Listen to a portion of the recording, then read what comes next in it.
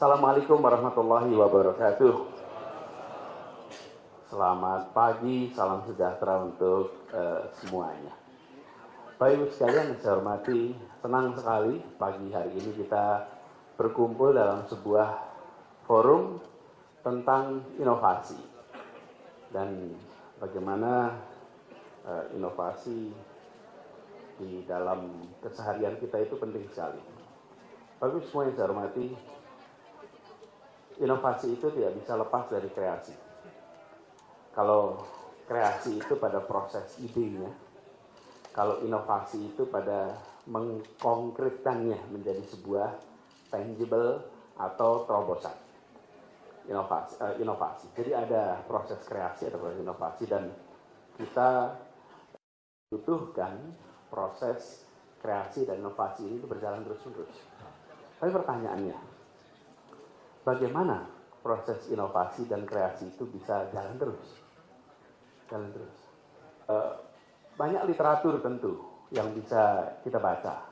Karena literatur soal creative thinking, breakthrough thinking, lateral thinking, itu banyak sekali literaturnya. Cuma ketika kita masuk ke dalam kondisi pengambilan keputusan, situasi di mana kita memegang sumber daya, pertanyaannya adalah gimana menjaga itu. Kalau kita tidak berada dalam situasi kita harus ambil keputusan, mungkin thinking itu bisa terjadi. Jadi kita ambil keputusan, ruang itu ada regulasi, ada constraint sumber daya, itu muncul tuh. Bagaimana itu bisa tetap jalan? Jadi sekalian saya hormati, barangkali kalau kita bicara inovasi kreasi itu, ini lebih seperti pengalaman pribadi mungkin. Ya, saya kalau boleh sharing di sini. Bagaimana kita selalu meningkatkan ekspektasi sehingga menciptakan masalah. How do we create problems? Problems itu apa sih? Problems itu adalah selisih antara ekspektasi dan kenyataan. Itulah problem. Ini ekspektasi, ini kenyataan. Kalau ekspektasi dan kenyataan itu sama, maka tidak ada masalah. Oke? Ruangan ini misalnya. Bila ekspektasi kita sebagian orang berdiri, maka sebagian orang berdiri ruang ini adalah normal. Karena ekspektasinya sebagian berdiri. Tapi bila ekspektasinya adalah semua orang bisa duduk, maka berdirinya sebagian orang di sini adalah masalah. Fakta sama, tapi cara pandangnya beda. Tergantung ekspektasi. Kalau kita tidak punya ekspektasi semua orang harus duduk, this is fine. Tidak ada masalah. Malah kelihatan penuh ruangannya. Karena kita tidak punya ekspektasi semua orang duduk. Itulah yang sering terjadi dalam proses pemerintahan. Apakah kita memiliki ekspektasi yang terus-menerus diubah, direvisi, sehingga kita menciptakan masalah terus-menerus? Kalau ketemu masalah kita bersyukur.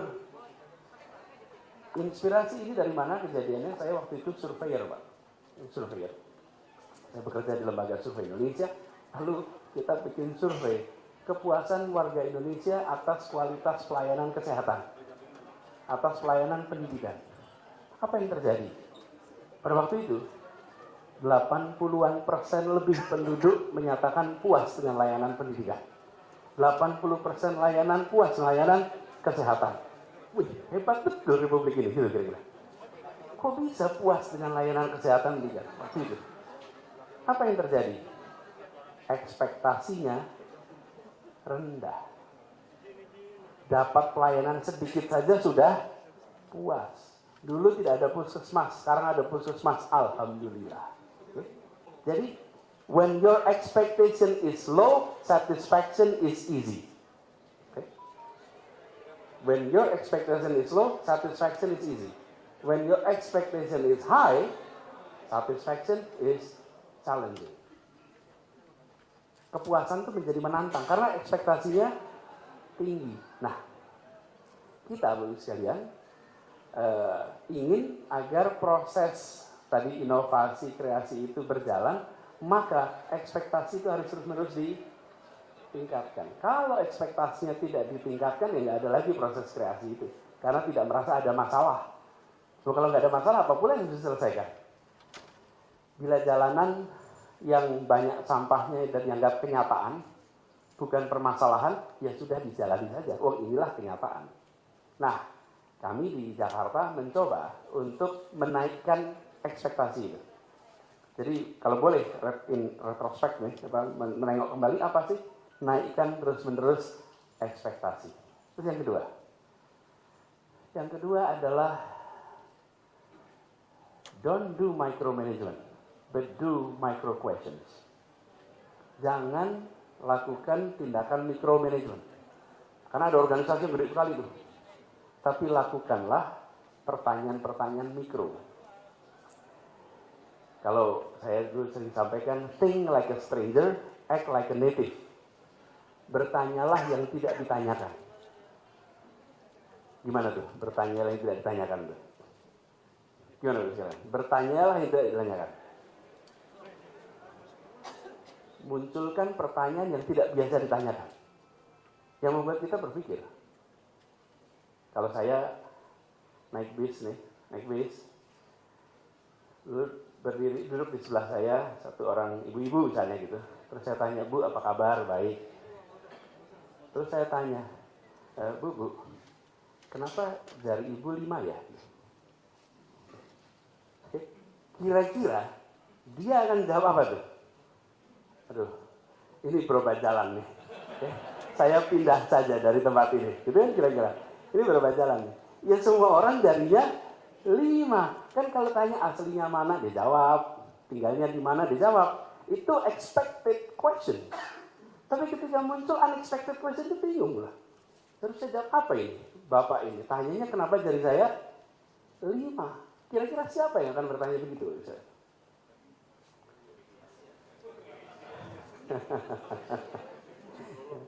Gini, yang kira-kira tanya, kira-kira nih, orang alien misalnya. Alien itu orang yang tidak hidup di bumi. Orang yang tidak hidup di bumi, kalau ketemu manusia dia akan tanya apa? Kenapa hidungnya di depan? Kenapa ini namanya kuping? Kenapa itu jarinya 5? Loh, kita sesama manusia ya tidak saling bertanya soal itu, bukan? Kenapa kita sesama manusia? Tapi kalau ketemu orang, kalau ada makhluk itu ya, misalnya ada tuh gitu, IT gitu ya, itu apa? Extraterrestrial datang ke sini, dia akan tanya sama kita. Lah, problem kita yang dalam organisasi pemerintahan adalah kita terlalu banyak bergaul dengan sesama orang pemerintahan sehingga tidak menanyakan lagi hal-hal yang sederhana yang kita jalankan dalam pemerintahan. Tidak tanya lagi. Kenapa ya? Kita sudah sesama orang di pemerintahan kok. Sesama orang Indonesia, masa tanya? Ya nggak ditanyakan. Itu yang saya maksud dengan think like a stranger, tapi act like a native. Berpikirnya seperti orang yang tidak berada di tempat itu. Jadi tanya hal-hal yang nggak biasa. Saya ingat nih, Pak Andriansah masih kepala dinas perhubungan. Kita ingat Pak, ada diskusi waktu itu. Saya tanya, kenapa sih kok rambu-rambu lalu lintas itu tingginya segitu? Terus Pak Andriansah, kenapa ya? Ya dari dulu begitu Pak, ini aturannya begitu Pak. Betul ya. Ya dari dulu, iya. Maksud saya, kenapa segitu tingginya gitu? Ya aturan universalnya, Nah kalau saya naik mobil, saya berhenti di paling depan, itu lampunya nyala, itu saya nggak lihat itu semua. Nah, you ask questions yang nggak ditanyakan. Atau pertanyaan, apakah alat transportasi yang semua orang punya? Itu waktu pertama kali ditanyakan, semua jawabnya motor. Semua jawabnya motor. Padahal kaki. Alat transportasi semua orang punya apa? Kaki. Cuman karena kita semua orang itu mobilitas pakai kaki, kita sudah tidak menganggap kaki sebagai alat transportasi. Terus sekalian, kalau boleh retrospek, pertanyaan-pertanyaan yang tidak ditanyakan, itulah yang bisa menjadi sumber kreasi, sumber inovasi. Jadi kalau Bapak Ibu sekalian berada dalam leadership role, maka kalau boleh saya berbagi advice, pengalaman, don't do micromanagement, tapi do micro questions. Dan micro questions itu adalah yang tak yang tidak bisa dipikirkan. Nah, inilah yang kemudian nanti merangsang kita untuk, atau hari kemarin Bu sekalian, saya sama Pak Wagub kita ke Ciliwung ya Pak Wagub. Ciliwung. Ke Ciliwung membahas pembangunan saringan sampah. Nih, kami baru tugas di Jakarta. Baru tugas Jakarta kan biasanya kalau banjir kita nonton di TV. Kalau jadi gubernur nggak nonton di TV. Kalau jadi gubernur harus ke lokasi banjir. Jadi datanglah kita ke Manggarai. Sampai di Manggarai itu yang namanya sampah, Masya Allah luar biasa. Luar biasa banyak. Terus pertanyaan sana, kok bisa sampahnya sampai sini? Iya Pak, sampahnya datang dari luar kota. Lah kok dibiarkan sampai ke dalam kota? Ya iya, dari dulu ya begini gitu. Dari dulu ya begini, sampah itu nanti dibersihkannya di Manggarai. Kenapa tidak diberhentikan sebelum masuk Jakarta? Ya memang enggak gitu. Memang enggak. Ya, kalau gitu gimana? Ya diberhentikan depan Jakarta sebelum masuk Jakarta. Muncullah inovasi. Dan sekalian yang terjadi kemarin melampaui yang pernah saya bayangkan. Yang saya bayangkan itu adalah menjaring. Apa sudah jadi? Enggak. Yang dilakukan oleh tim itu, kenapa? Ini tim DKI itu penuh pengalaman. Penuh pengalaman, kaya pengetahuan, punya sumber daya, punya jejaring. Begitu dapat pertanyaan, muncul jawaban melampaui yang diduga. Melampaui yang diduga, apa yang terjadi? Mereka buatkan sebuah belokan di mana airnya dialirkan, lalu di belokan itu disaring, lalu sampahnya diangkat, lalu sampahnya dipecah-pecah, diolah, dijadikan bahan baku untuk dikirim ke pabrik semen. Wih, solusinya melampaui pertanyaan. Itu namanya inovasi. Tapi inovasi itu mulai dari percakapan. Nah, Bapak Ibu sekalian, inspirasi itu tidak datang dari meditasi, Bapak Ibu. Ya. Jadi jangan Bapak Ibu duduk diam lalu berharap inspirasi. No. Inspirasi itu datangnya dari interaksi. Oke, interaksi. Berinteraksilah dengan masalah, nanti muncul inspirasi. Jadi bukan ada satu orang merenung gitu. Ting. Gini, nggak ada. Jadi saya, Bapak sekalian, itu menempatkan diri, kami ini menempatkan diri apa? Jadilah pembelajar yang selalu bertanya. Udah itu aja. Tugasnya tanya, jadilah pembelajar. If you are a learner, maka organisasinya akan terus-menerus melakukan inovasi. Pasti. Tapi if you're not a learner, pasti nggak ada pertanyaan. Makanya sekalian kalau boleh kami usul, bagaimana di sebuah inovasi di sebuah tempat itu diterapkan di tempat lain, jangan muncul itu pertanyaan. Karena tidak ada inovasi yang bisa diterapkan di tempat lain. Setiap tempat pasti punya masalah yang khas. Yang ada adalah belajar dari, tapi bukan melakukan adopsi, tapi adoption. Itu kalau bahasa Inggris adoption sama adoption. Hanya bedanya O sama A. Tapi yang satu ditangkokkan, yang satu jadi inspirasi. Nah, ini kejadian kemarin nih, dan itu direncanakan dibahas 2018, direncanakan 2019 untuk dieksekusi 2020 atas berbagai faktor, akhirnya baru bisa kita laksanakan kemarin. Ada jeda COVID dan lain-lain. Jadi proyeknya baru jadi. Jadi inovasi sekalian, tapi jalan ke Sudirman. Ini pengalaman jalan ke Sudirman. Apa sih yang indah di jalan Sudirman itu? Kalau jalan-jalan di situ. Apa? Ini pertanyaan ini. Ini pertanyaan. Apa sih yang bagus di jalan Sudirman dibandingkan tempat lain? Apa jalannya? Oh, ya sekarang trotoarnya besar. Ya sekarang. Tapi keindah apa? Hal yang unik di tempat itu dibanding tempat lain apa? Apa? Banyak gedung, exactly. Tidak ada jalan lain di Indonesia ya, bukan di Jakarta, yang memiliki deretan gedung tinggi sebanyak. Tidak ada. Seluruh Indonesia tidak ada. This is the place. Pertanyaannya, siapa yang menikmati gedung-gedung itu semua? Pertanyaan.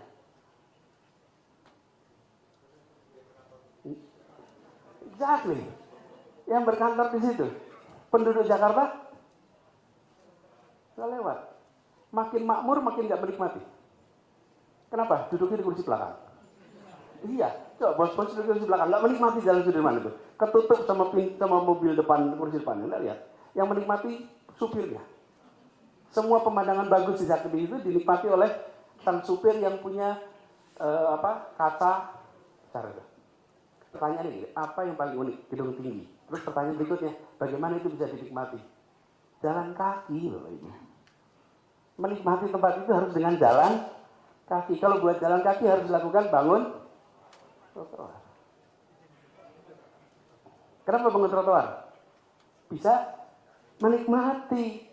Lah kalau Bapak Ibu naik mobil, gedung tinggi apa yang mau dinikmati Bapak Ibu? Tidak ada. Bapak Ibu datang ke seluruh kota dunia, tempat yang gedungnya tinggi pasti trotoarnya bagus. Lalu pertanyaan berikutnya nih. Nyebrang pakai JPO. Pas nyebrang, JPO-nya itu semua pakai tutup, Bapak Ibu. Pakai tutup atasnya, pakai atap.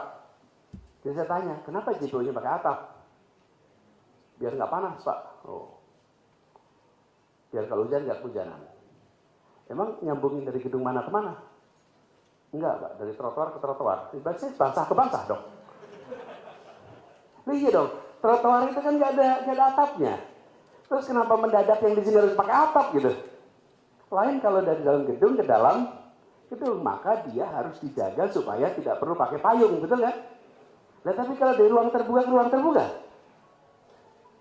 jadi ya copot, lepaslah gitu. Ramai Jakarta. Karena dicopot. Kenapa? Lah begitu naik JPO tanpa ada atapnya, mendadak JPO itu memberikan pengalaman.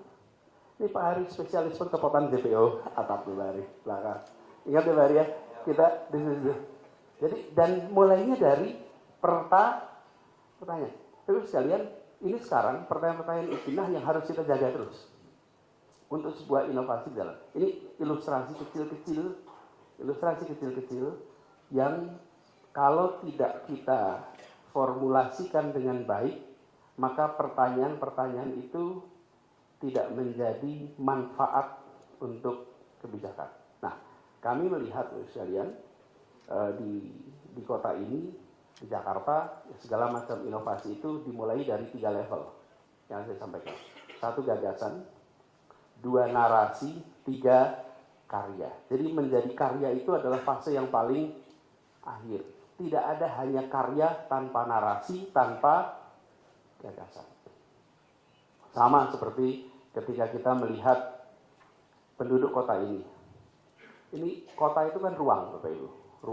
Ruang kita dibagi. Lalu bagi apa? Bagi 3. Ruang pertama di rumah, ruang kedua di tempat kerja, ruang ketiga ruang kita bersama. Nah, pertanyaannya, sudahkah ruang ketiga kita itu dibangun untuk menciptakan perasaan kebersamaan? Sudahkah ruang ketiga itu mempersatukan? Sudahkah membangun perasaan kesetaraan? Bahkan ruang ketiga kita dulu, ruang ketiga ini ada taman, ada mall, ada trotoar, ada transportasi, itu ruang ketiga kita. Ini warga Jakarta banyak di sini ya. Pernah ikut CFD? Pasti pernah. Sebelum pandemi pasti ngalamin ya, Car Free Day. Ingat nggak dulu ketika CFD di sekitar Bundaran HI itu sangat padat sekali. Sebelum ditata, padat sekali. Kalau udah masuk Bundaran HI itu antara yang dagang, yang olahraga, yang jalan-jalan, itu semuanya kayak satu tempat itu penuhnya luar biasa. Terus Ibu perhatikan, yang olahraga itu dari Bundaran Senayan sampai Patung Sudirman. Habis itu putar balik, nggak sampai ke Bundaran HI. Kenapa? Bundaran HI itu super padat. Kemudian balik lagi ke sana. Bapak perhatikan, ini kan ruang ketiga yang harus mempersatukan. Tapi tanpa disadari memisahkan Bapak Ibu. Yang berada di seputaran HI itu secara sosial ekonomi bawah. Yang dari Duku Atas sampai Senayan itu sosioekonomi tengah atas. Itu berarti kan? Ingat-ingat, bukan perhatikan. Ingat-ingat. Yang olahraga serius tengah atas itu di sisi Patung Sudirman sampai ke sana. Yang di sini adalah yang sosial bawah. Loh, harusnya ruang ketiga itu mempersatukan. Kenapa ruang ketiga jadi memisahkan? Ini pertanyaan, bagaimana mempersatukan? Nomor satu, kenapa terjadi pemisahan begini? Tanpa kita sadari, pemisahan itu berlangsung alamiah. Harus dilakukan. Apa yang kemudian? Waktu itu dilakukan penataan. Seluruh aspal tidak boleh untuk jualan. Itu aja aturannya. Yang boleh jualan hanya di trotoar. Aspal tidak boleh. Hanya satu aturan. Lalu seluruh wilayah itu boleh untuk jualan, tapi hanya di trotoar. Yang ada aspalnya tidak boleh ada orang dagang. Langsung tempatnya berubah menjadi bersih, menjadi tertata. Tapi apa yang kemudian muncul? Yang muncul side effect-nya, blended. Sekarang kalau jalan ketemu atas bawah dalam satu ruang yang sama, yang dulunya terpisah. Nah, Bapak semuanya, ini yang kami maksud, bahwa ketika berbicara tentang karya di ujung namanya inovasi, itu belakangnya harus ada gagasan. Ini ada framework thinking, ada gagasannya, ada narasinya, baru kemudian karya. Jangan hanya karya saja tanpa ada gagasan. Nah, ini semua bagi semuanya, bagi saya hormati, kita mencoba untuk bisa dilakukan terus-menerus, dan harapannya inovasi seperti ini itu bisa muncul. Nah, Bapak Ibu sekalian mungkin nanti bisa menyaksikan di Jakarta apa hal-hal yang baru, tapi kami berharap Bapak Ibu jangan hanya lihat apa secara fisiknya muncul, tapi apa tujuan di balik itu. Kenapa public transport itu dibangun? Kenapa MRT dibangun ya, ada Bu Sylvie di sini. Kenapa MRT dibangun? Ingat Ibu ya, kenapa MRT dibangun? Satu, ya tentu buat alat transportasi. Tapi pada itu pertanyaannya, apa selain alat transportasi? MRT itu adalah instrumen mempersatukan. Alat mempersatukan. Transjakarta itu mempersatukan. Kenapa? Karena ada kesetaraan. Naik MRT, siapa saja, berdirinya barisnya sama, duduknya kursinya sama. Mau presiden, mau menteri, mau wali kota, mau siapapun, antrinya sama. CEO dengan pengangguran boleh jejer. Itu terjadi.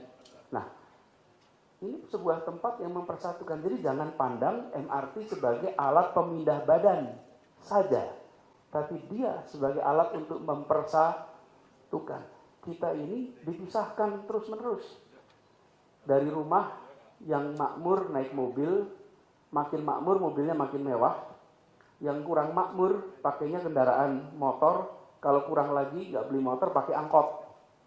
Ini rasa tuh gradingnya. Ketemu mereka di ruangan tidak ada ruang bertemu kan. Sampai di kantor, yang satu bagian servis, yang satu bagian di servis. Dan ini Bapak sekalian memisahkan. Nah, pemerintah tidak boleh hanya kami nyiapin infrastruktur keras saja. Tidak, pemerintah harus memikirkan bagaimana rakyat itu tersatukan. Bagaimana ada instrumen untuk mereka memiliki perasaan kebersamaan, kesetaraan. Nah, jadi di balik infrastruktur keras yang nanti Bapak Ibu lihat, di balik itu ada gagasan sosiologis yang harus dicapai. Karena kota itu bukan tentang bangunan, tapi kota adalah tentang manusia. Dan karena kota tentang manusia, maka fokusnya adalah pada manusianya. Manusianya harus jadi fokus perhatian. Jadi infrastruktur dibangun untuk bisa membuat manusia dan makhluk lainnya hidup lebih baik di kota ini. Jadi terobosan-terobosan inovasi itu menjadi kunci untuk itu bisa terjadi. Nah, ini Bapak sekalian yang rasanya penting untuk kita ketika bicara Jakarta Innovation Day, maka bukan hanya melihat menu inovasi yang pernah terjadi, tapi yang tidak kalah penting adalah bagaimana proses inovasi itu terjadi.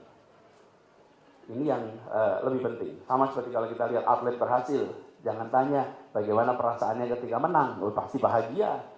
Dideretkan tuh medalinya. Bukan pertanyaannya bagaimana mengalahkan ngantuk, bagaimana mengalahkan malas, bagaimana mengalahkan untuk comfort, bagaimana mau latihan keras, bagaimana mau menaklukkan diri sendiri. Itulah kunci di balik medali itu. Kalau sudah terima medalinya, prosesnya paling 2 menit, 3 menit itu penyerahan. Tapi untuk bisa sampai ke sana, prosesnya itu panjang. Nah, yang menurut kami perlu dilihat dari proses yang ada di Jakarta itu bukan cuma jadinya sebuah barang, tapi proses yang panjang di belakang ini. Kalau boleh saya usul tadi, bertanyalah yang tidak ditanyakan. Dan berpikir ini Bapak sekalian, tadi saya ungkapkan ini bukan sesuatu yang rumit. Tidak perlu kecerdasan khusus, yang perlu adalah kemauan bertanya terus-menerus. Cuman memang kemauan bertanya kita itu sering dimatikan oleh sekolah. Iya, anak-anak kita itu penuh dengan pertanyaan sampai masuk sekolah.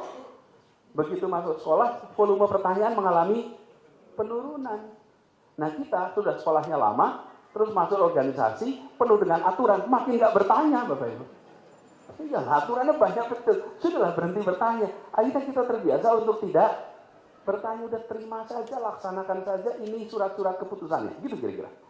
Nah, kita menurut saya sudah harus diubah. Dari mulai masuk sekolah itu diizinkan untuk, tapi itu panjang tuh. Sekarang kita di organisasi pemerintahan saja. Di pemerintahan harus membangun iklim boleh bertanya. Dan menurut saya harus dibangun satu ekosistem boleh menentang, boleh berbeda pandangan dengan pimpinan. Karena kalau tidak boleh berbeda pandangan dengan pimpinan akan sulit sekali. Dan untuk berbeda pandangan. Jadi saya rasa gini, Bapak sekalian, ada hal yang berbeda. Berbeda pandangan dengan mempermalukan, itu dua hal yang berbeda. Kadang-kadang kita menyamakan itu. Tidak ingin mempermalukan, nggak usah dipermalukan. Tapi cukup berbeda pandangan itu boleh-boleh saja. Justru kekayaan itu muncul dari perbedaan pandangan. Ada ide yang dirasa baik oleh atasan. Kemudian kekayaan pengalaman dari bawahan mengatakan don't do it, Pak. Kenapa? Karena kekayaan pengalaman dari para tim yang mengatakan tidak bisa dilakukan. Kalau dikerjakan nanti konsekuensinya A, B, C, just don't do it. Ini adalah wisdom yang dimiliki di tingkat operasional yang harus kita pegang. Tapi membangun ekosistem yang setara, membangun ekosistem yang bisa berdiskusi itu penting. Jadi saya usul pada semuanya, barangkali untuk dibawa adalah pesan bertanyalah dalam semua pertemuan. Bertanya dalam semua rapat, bahwa walaupun kita sudah tahu jawabnya. Tapi pertanyaan itu memiliki merangsang untuk punya ownership atas masalah. Dan begitu ada ownership atas masalah, maka bisa dikerjakan sendiri. Dan yang kedua, adalah ruang untuk inovasi tidak boleh top down. Ruang inovasi itu harus diberikan ruangnya bottom up. Karena banyak sekali yang kita kerjakan di Jakarta itu bukan ide dari atasan, tapi ide dari tim yang muncul macam-macam. Kalau inovasi itu diberikan, misalnya, ruang untuk inovasi itu diberikan, maka akan muncul begitu banyak terobosan. Dan seringkali terobosan-terobosan yang terjadi itu melampaui dari harapan. Jadi misalnya kita berkeinginan untuk taman itu menjadi ruang ketiga. Nah, idenya begitu aja tuh, taman ruang ketiga yang mensetarakan. Bagaimana taman menjadi tempat bermain, bukan hanya tempat orang untuk menonton. Dan kemudian inovasi yang terjadi luar biasa. Ini Bu Susi yang tanggung jawab taman, boleh tepuk tangan buat Bu Susi ini. Nah, itu muncul dengan terobosan-terobosan inovasi-inovasi pertamanan yang bisa dibilang melampaui apa yang pernah kita lihat sebelumnya di Jakarta. Sekarang kalau Bapak Ibu keliling Jakarta, nanti statistiknya ada misalnya, bahwa di Jakarta ini sekarang 92% penduduk kota Jakarta itu bisa menjangkau taman dalam jarak 800 meter. Jadi hampir 100% penduduk kita itu dekat tinggalnya dengan taman. Tamannya dibangun di mana-mana. Dan ini munculnya ya inovasinya dari tim yang kemudian ruangnya harus ada sehingga ketika inovasi-inovasi muncul disiapkan dukungannya. Lalu terjadilah kenyataan yang sekarang kita bisa lihat sama-sama. Jadi Bapak Ibu semuanya, ruang itu harus dibuka. Ruang itu harus dibuka. Kami usul pada semuanya untuk buka itu. Lalu yang berikutnya berjalan, kolaborasi. Kolaborasi. Ini kata kolaborasi itu sering disebut udah sekarang overuse ya. Tapi menurut saya tetap harus dikatakan bahwa kolaborasi ini penting, kerja bersama. Kolaborasi dengan teman-teman yang memiliki latar belakang yang relevan. Pemerintah, kekuatannya ada pada kewenangan dan fiscal power. Itu kekuatan di pemerintah. Masyarakat punya ide, gagasan, pengalaman praktis, jejaring. Ini kalau digabung itu menjadi sebuah kekuatan yang luar biasa. Tapi kalau jalan sendiri-sendiri, sayang. Nah, karena itu kolaborasi itu harus dirangsang untuk tumbuh. Yang harus membuka diri adalah pemerintah. Karena kalau dari sisi masyarakatnya itu mau membantu pemerintah, mau terlibat. Pemerintahnya yang seringkali nggak mau direpotin sama warga. Karena bagi kita di pemerintahan itu, kita sudah punya sumber dayanya, punya orangnya, sudah bisa kita kerjakan. Nah, ketika kita membuka diri dan kolaborasi, luar biasa dampaknya. Nah, saya rasa ini salah satu hal yang dikerjakan di Jakarta selama ini adalah memperluas jaring kolaborasi.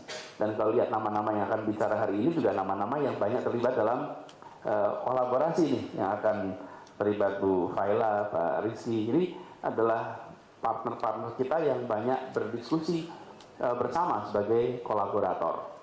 Zaman dulu kolaborator itu buruk artinya. Orang yang bekerja sama dengan kolonial itu namanya kolaborator. Kalau sekarang kolaborator ini adalah orang yang justru bekerja sama dekat dengan kita. Jadi Bapak Ibu sekalian yang saya hormati, satu kalau boleh saya sampaikan proses berpikirnya. Bagaimana kita bertanya yang tidak ditanyakan, bagaimana berpikir seperti orang asing, bagaimana berpikir sebagai makhluk asing, lalu bagaimana meningkatkan ekspektasi, itu proses berpikirnya. Kedua, berikan ruang untuk inovasi di seluruh sektor. Bawah, atas, tengah, kanan, kiri, semuanya kasih ruang untuk inovasi, untuk melakukan terobosan. Yang ketiga, kasih tempat untuk kolaborasi, itu berjalan dengan baik. Jadi semua pihak dianggap sebagai mitra, jangan pernah dianggap sebagai kompetitor, semuanya dianggap sebagai mitra. By the way, soal kompetitor apa tidak, ini soal percaya diri Bapak Ibu. Kalau orang tidak punya percaya diri, siapapun dianggap kompetitor. Ini udah pelajaran lama ini. Tapi kalau orang punya percaya diri, dia akan melihat siapapun yang hebat sebagai mitra. Itu sign of confidence. Tapi kalau ada yang lihat, wah ini berbahaya, berarti ini refleksi mindernya. Masih, refleksi mindernya. Tapi kalau lihatnya, wah ini baik ini, artinya you have confidence. Jadi kalau ada dalam rapat-rapat suasana yang itu, ingatkan, jangan kita sebagai pemerintah minder pada orang lain. Pemerintah itu tidak boleh minder pada warganya. Justru pemerintah harus menganggap ini sebagai partner, jangan sekali-sekali memandang sebagai kompetitor. Nah, kalau kolaborasi ini bisa jalan, idenya banyak sekali. Nah, di pemerintahan prosesnya panjang. Tapi kalau ide itu ada dari luar, kita bisa kerjakan dengan baik. Itu Bapak sekalian barangkali sebagai catatan awal. Nah, penutup saja Bapak sekalian, apa sih yang ingin kita capai dari semua ini? Perintah konstitusi Bapak Ibu, menurut saya ini jangan dihilangkan. Perintah konstitusi kita itu adalah menghadirkan keadilan sosial bagi seluruh rakyat Indonesia. Jangan itu hilang dari pendulum percakapan kita. Kalau kita melakukan apapun dikerjakan di posisi apapun, ingat Republik ini didirikan untuk menghadirkan keadilan sosial. Itu ingat-ingat. Menurut saya harus dipegang dimanapun tugas kita. Dan kita semua yang berada di tempat ini adalah orang-orang yang sudah mendapatkan manfaat dari kemerdekaan Republik ini. Bapak Ibu, bolehlah dicek 2 generasi di atas kita, tinggalnya di kampung, pendidikannya terbatas, kemampuan bacanya rendah, mobilitasnya rendah, dan akibat kemerdekaan dan pendidikan kita bisa duduk di ruangan ini. Jadi jangan pernah lupa bahwa kita sekarang ini ketika bekerja itu bukan kita mau menyumbang untuk Indonesia, bukan. Kalau kita nyumbang untuk Indonesia itu seperti kita lebih besar daripada Indonesia. Yang kita harus katakan adalah bagaimana kita membayar balik untuk Indonesia, mengembalikan untuk Indonesia atas apa yang pernah kita dapat dari Indonesia. Cara pandangnya itu begitu. Jadi ketika kita mengerjakan A, B, C, D, F, G, ini adalah cara kita bayar balik kepada Republik ini. Apalagi kita di pemerintahan. Kita pemerintah sekarang alhamdulillah mendapat jaminan kesehatan, jaminan sosial, pendapatan baik, kesejahteraan meningkat. Dulunya di mana? Dulunya 1 generasi yang lalu kita bukan di mana-mana. Nah, semangat itu, Bapak sekalian, ketika kita membangun itu ingat-ingat itu.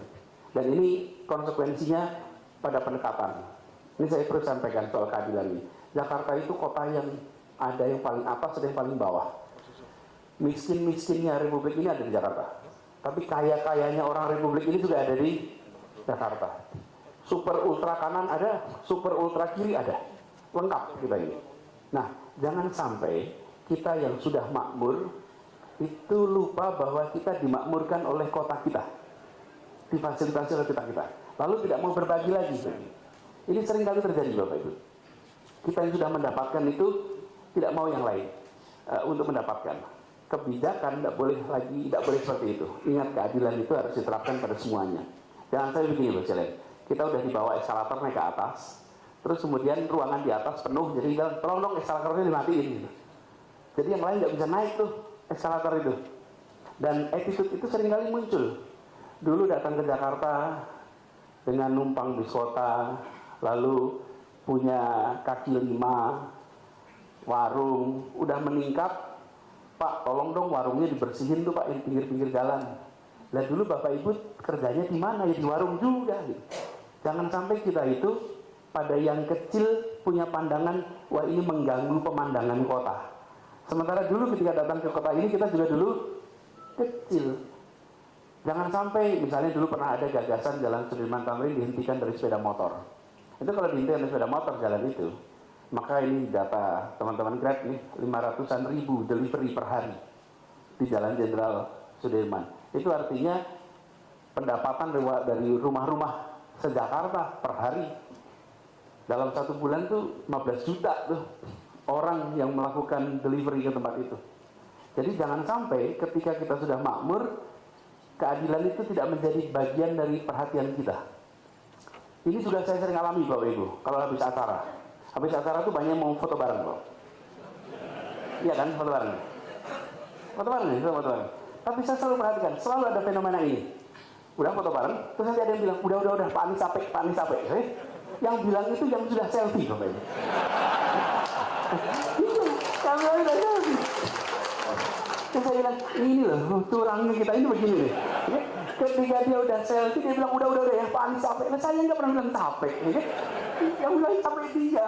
Jadi, ini terjadi dalam tingkat pengambilan kebijakan. Bahwa yang inginnya kita adil, ketika kita sudah dapat keadilan tidak menjadi prioritas. That must not happen.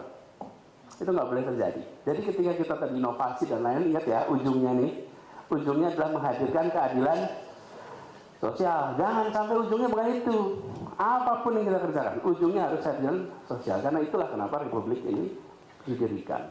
Jadi amanat yang ada di kita semua adalah amanat yang besar. Mudah-mudahan bukan amanat yang berat. Karena besar dan berat itu berbeda. Kita amanatnya besar tapi tidak berat. Semoga acara ini memberikan manfaat bagi semua dan jadi kesempatan untuk saling belajar. Tidak ada yang lebih berpengalaman, yang ada adalah saling tukar pengalaman. Dengan begitu kita bisa saling belajar dan terus-menerus tadi memunculkan pertanyaan-pertanyaan unik, pertanyaan-pertanyaan baru untuk kita jawab sama-sama. Dengan mengucap Bismillahirrahmanirrahim, maka Jakarta Innovation Day secara resmi dinyatakan. Terima kasih. Assalamualaikum warahmatullahi wabarakatuh. Waalaikumsalam warahmatullahi wabarakatuh. Terima kasih Bapak Anies Rashid Baswedan PhD, Gubernur Daerah Khusus Ibu Kota Jakarta.